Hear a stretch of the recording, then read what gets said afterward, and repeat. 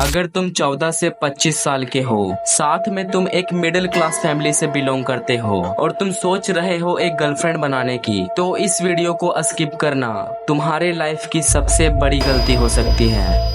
मुझे पता है, या तो तुम ऑलरेडी रिलेशनशिप में हो या फिर तुम रिलेशनशिप में जाना चाहते हो। तुम एक ऐसी लड़की के तलाश में हो जो कि तुम्हें सुने, तुम्हें समझे, ओवरऑल तुम्हें सपोर्ट करे। और ये जो टॉपिक है लव और रिलेशनशिप, कि तुम्हें अभी रिलेशनशिप में जाना चाहिए या नहीं, ये तुम्हारे लिए सबसे बड़ा कंफ्यूजन बन चुका है। अब ध्यान से सुनना। तुम अपने दोस्तों को इग्नोर करके, पढ़ाई छोड़ के जिस लड़की के पीछे भाग रहे हो, क्या सच में वो भी तुमसे प्यार करती है? जिसके पीछे तुम अपनी टाइम और एनर्जी लगा रहे हो और उसके साथ अपना फ्यूचर इमेजिन कर रहे हो, क्या वो भी यही करती है?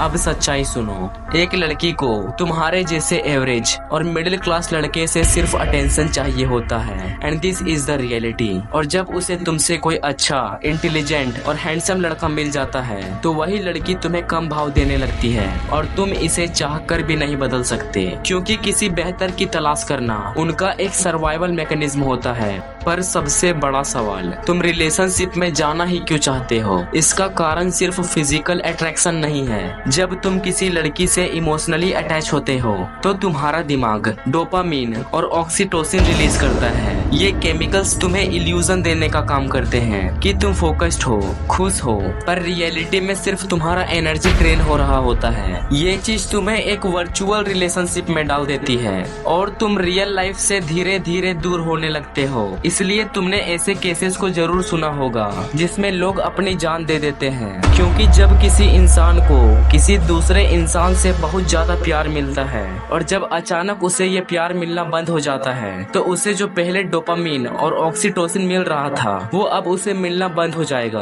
और यही कारण है कि कुछ लोग सुसाइड तक करने के लिए मजबूर हो जाते हैं। पर सबसे बड़ा सवाल, क्या तुम्हें अभी रिलेशनशिप में जाना चाहिए या नहीं? तुम में से मैक्सिमम लोग अभी एक मिडिल क्लास फैमिली से बिलोंग करते हो, और अगर तुम अभी एक रिलेशनशिप में जाते हो, तो तुम्हारे अंदर ये जो भूख है कुछ बड़ा करने का, कुछ बड़ा अचीव करने का, वो रिप्लाई, सीन और लास्ट सीन में दबकर मर जाएगा। जब तुम स्टार्टिंग में इस रिलेशनशिप के गेम में आओगे, तो तुम्हें सामने वाले को मैनिपुलेट करने में, लेट नाइट चैट करने में, स्टार्टिंग में वो तुम्हें फास्ट रिप्लाई करेगी, तुम्हें चेज करेगी, और ये सब देख के तुम्हें ऐसा फील होगा कि तुमने कुछ अचीव कर लिया है। ये ह्यूमन बेसिक नेचर है। जब तुम किसी इंसान के बारे में अच्छे से जान जाते हो, उसके साथ टाइम स्पेंड करते हो, तो तुम्हारे अंदर जो उसके बारे में जानने की क्यूरियोसिटी थी, वो धीरे धीरे खत्म होने लगती है और साथ में इंटरेस्ट भी कम होने लगता है। अब पहले जहां तुम्हें सेकंड्स में रिप्लाई मिल रहा था, अब वही लड़की तुम्हें रिप्लाई करने में घंटों लगाएगी और तुम्हें लगेगा शायद वो बिजी है, पर रियलिटी में सिर्फ तुम्हें इग्नोर किया जा रहा होगा।